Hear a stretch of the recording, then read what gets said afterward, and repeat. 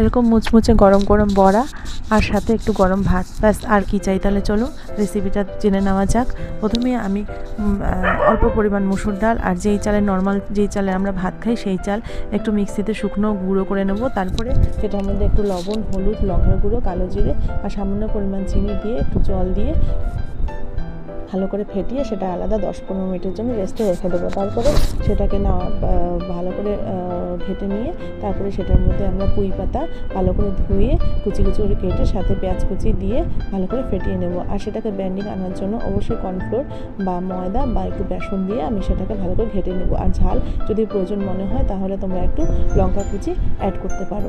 তারপরে ছোটো ছোটো আকারে আমি তেলটা গরম হয়ে গেলে আমি বড়ার আকারে ভেজে নেব। একটু সময় নিয়ে ভাজলে খুবই মুচমুচে হবে। যদি আমার রেসিপিটা তোমাদের ভালো লেগে থাকে অবশ্যই সাবস্ক্রাইব করে দিও, অবশ্যই বাড়িতে ট্রাই করে দেখো।